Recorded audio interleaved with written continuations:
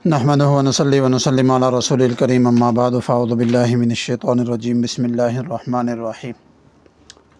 आज का वीलॉग है कि कुरान मजीद से जादू होता है।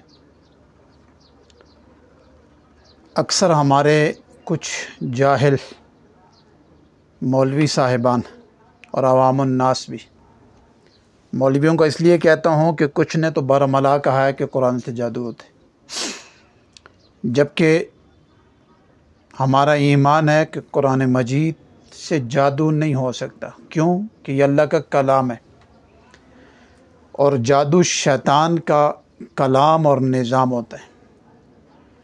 और अंबिया अलैहिस्सलातु वस्सलाम के मोजज़े के मुकाबले में जादू को खड़ा कर दिया गया था।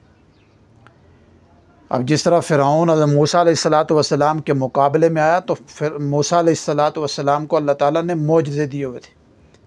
जिस तरह वो अपना हाथ बगल में रखते तो निकालते तो चमकना शुरू कर देता था। ठीक है, तो आखिर में जो लड़ाई हुई थी, जिसके ऊपर फ़िरऔन और उसके हवारियों को शिकस्त हुई, तो उस वक़्त भी फ़िरऔन ने तमाम अपने जादूगरों को बुलाया था। ठीक है, जिसमें पूरा ये वाक़या सूरह तौहा के अंदर है। अब मुकाबले में हज़रत मूसा अलैहिस्सलातु वस्सलाम ने मोजज़े के तौर पे आसा फेंका था। ठीक है, अब अल्लाह का जब हुक्म हुआ कि इस आसे को, इस सोटी को आप फेंक दें, तो वो सांप बन गया और उस सारी चीज़ों को निगल गया। तो वो फिर अच्छा, ये जादूगर भी मान गए थे कि मूसा अलैहिस्सलातु वस्सलाम ने जो चीज़ डाली है ये जादू नहीं है। ठीक है, तो उन्होंने फ़ौरन कहा कि हम अपने मूसा अलैहिस्सलाम के रब पर ईमान लाते और मुसलमान हो गए। दूसरी बात, कुरान मजीद जो है ना, ये नूर है और हदायत है और रोशनी है। अच्छा, ये ईमान के लिए भी है और दुनियावी निज़ाम के लिए भी है। मसलन एक आदमी दुनियावी मामलात में भटक गया, ठीक है, उसको किसी मसाइल परेशानियों में उलझ गया, तो वो भी कुरान मजीद से 100% फ़ायदा उठा सकते हैं।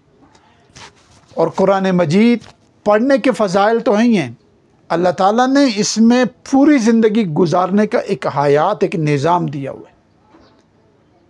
ठीक है, अब वो पूरी ज़िंदगी और जो पूरा निज़ाम दिया हुआ है, उसके अंदर सरापा खैर है, शर नहीं है। सरापा नूर है, सरापा हदायत है, फलाह है, कामयाबी है। अच्छा, इसी के मुकाबले में जादू क्या है? वो शर है, वो खाई में गिरने का नाम है, वो ज़वाल है, वो पस्ती की तरफ जाने वाला नाम है, उसमें ज़िल्लत है, रुसवाई है, बर्बादी है। ठीक है, अब जादू तकलीद करता है बेसिक शैतान की और शैतान जादू की, लेकिन कलामुल्लाह और रहमान ये इंसान को हदायत और गुमराही से निकालते हैं और जादू इंसान को गुमराह करता है। मसलन एक आदमी के ऊपर जब जादू गिरता है तो वो बहकी हुई जहालत वाली और बाज़ मुंह से वो अल्फाज निकाल देता है जो कुफर तक ले जाते हैं इंसान। ठीक है, इसलिए कुरान मजीद से और किसी भी अस्माए हुस्ना से और अल्लाह ताला के नाम से या हुज़ूर अलैहिस्सलातु वस्सलाम के साथ जिन चीज़ों की निस्बत है, मसलन मसनून दुआएं, मसनून अमाल, इनसे जादू नहीं हो सकता। जादू एक करतब है, एक फ़न है जो शैतान का है।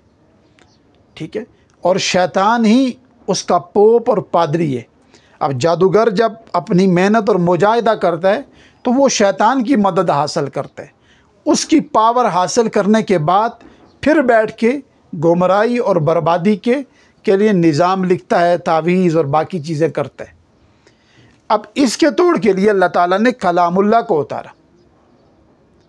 ठीक है, और कलामुल्लाह ही इसका तोड़ है।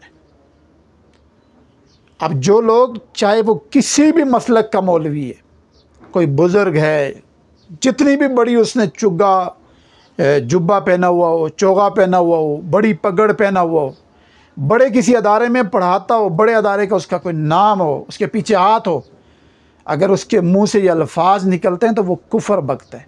और हमें इन चीज़ों से दूर रहना चाहिए। हमारा ईमान है کہ قرآن مجید سے، قرآن مجید کے کسی لفظ، کسی آیت سے جادو نہیں ہو سکتا۔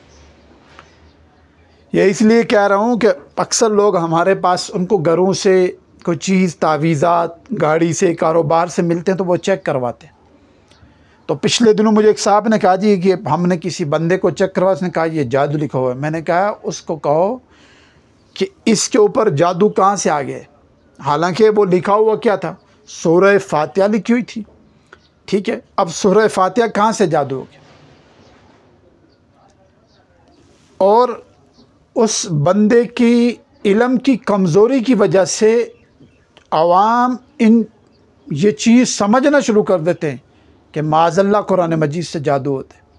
اور بعض جاہل یہ کہتے ہیں کہ قرآن مجید کی آیات یا بسم اللہ کو الٹے طرف سے لکھنا شروع کر دے تو یہ جادو کے زمرے میں آتے ہیں۔ بھائی اگر بسم اللہ کو الٹا لکھے تو وہ بسم اللہ ہی نہیں رہتے۔ قرآن مجید کی کوئی آیت الٹی لکھے تو اس میں وہ قرآن مجید کا حصہ ہی نہیں رہتا۔ قرآن مجید بس سیدھا سیدھا ہی ہے، اس کو الٹا کرنے سے یہ قرآن نہیں رہتا، ٹھیک ہے؟ پہلی بات۔ دوسری بات یہ کہ اکثر بعض لوگ یہ سوال کرتے ہیں جی کہ بعض لوگوں کے پاس جاتے ہیں، مثال کے طور پر ایک آدمی کے کسی کے ساتھ جھگڑا ہو گیا اور وہ ظالم ہے، یہ مظلوم ہے، یا ایک آدمی نے کسی کی مکان، پلاٹ، کسی چیز پہ قبضہ کر لیا، تو اب وہ کسی پیر، عامل یا کسی بزرگ کے پاس جائے گا تو وہ اس کو کوئی دعا یا وظیفہ بتا دیتا ہے تو اس کا کام ہو جاتا ہے، ان بندوں کے نقصانات ہوتے ہیں۔ تو یہ بات ذہن میں رکھیں، جب مظلوم آدمی فریاد کرتا ہے، چاہے وہ قرآن مجید کی کسی آیت سے کرے یا حضور علیہ الصلوۃ والسلام کی کسی مسنون دعا سے کرے، تو یہ اس نے اپنے رب سے فریاد کی۔ اب اس بندے کے اوپر جو لاٹھی برسی ہے یہ جادو نہیں ہے، یہ اپنے رب نے اس پہ اپنا قہر برسا دیا۔ اور اگر یہی بندہ کسی سے دیکھو، ایک بندہ میرے پاس آتا ہے تو میں غائب نہیں جانتا کہ اس کی جو چیز یہ بیان کر رہا ہے کہ میرے مکان پلاٹ پہ قبضہ ہو گیا، تو میں غائب نہیں جانتا، لیکن میں ہمدردی کے طور پہ اس کو کہہ دوں گا کہ یہ چیز پڑھو، یہ آیت، یہ وظیفہ پڑھو، تو اس میں اثر تب ہوگا جب یہ حق پہ ہوگا۔ کیونکہ اب دیکھو نا، میرا کام کیا تھا، میں نے اس کو کلام دے کے اپنے رب کے حوالے کر دیا۔ اب وہ فریاد مجھ سے نہیں کرے گا بلکہ اس وظیفے کو پڑھ کے اپنے رب سے فریاد کرے گا۔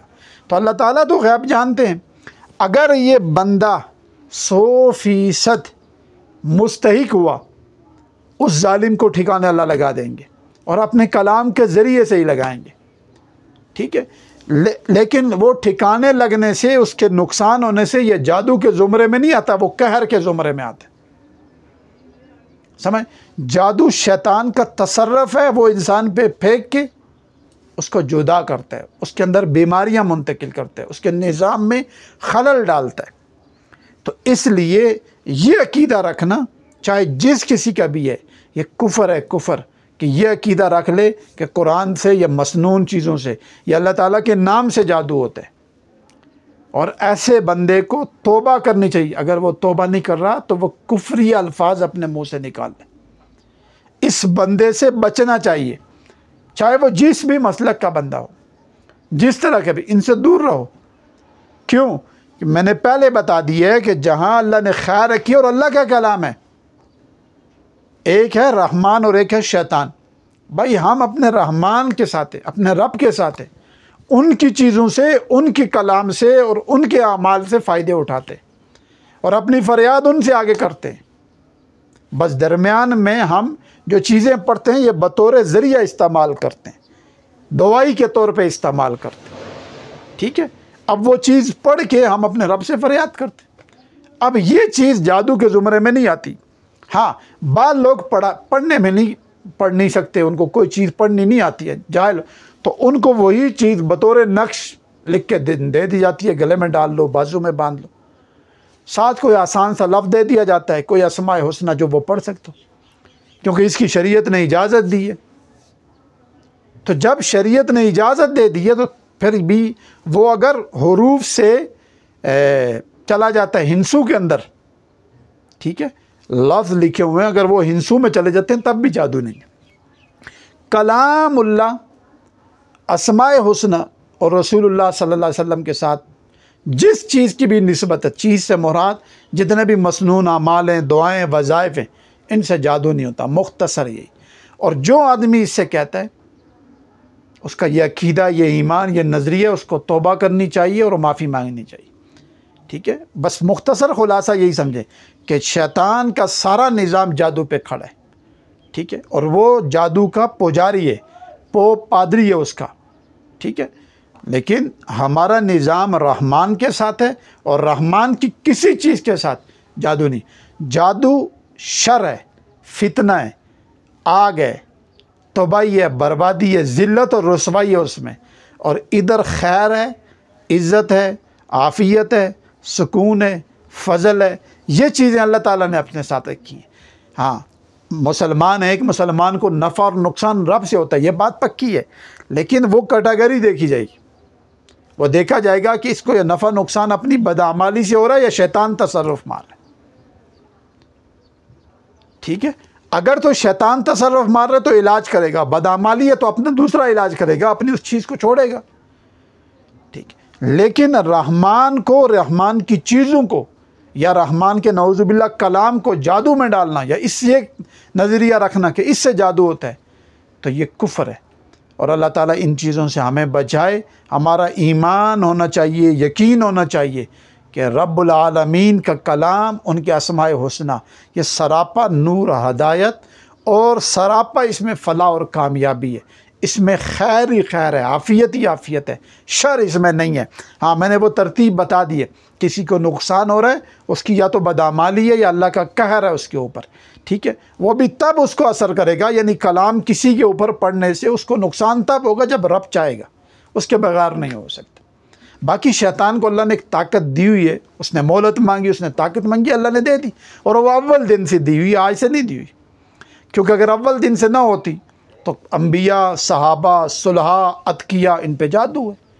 ایک صحابی ہیں، وہ خود کہتے ہیں کہ اگر حضور علیہ الصلوۃ والسلام مجھے یہ دعا نہ سکھاتے، اعوذ بوجہ اللہ العظیم الذی لیس شیء اعظم منہ بکلمات اللہ التامات التی لا یرجی، یہ جو احادیث کی بڑی کتابیں، ان کے اندر یہ دعا اور احوال موجود ہیں کہ اگر حضور صلی اللہ علیہ وسلم مجھے یہ دعا نہ سکھاتے تو یہودی مجھ پہ جادو کر کر کے تو مجھے گدھا بنا دیتے۔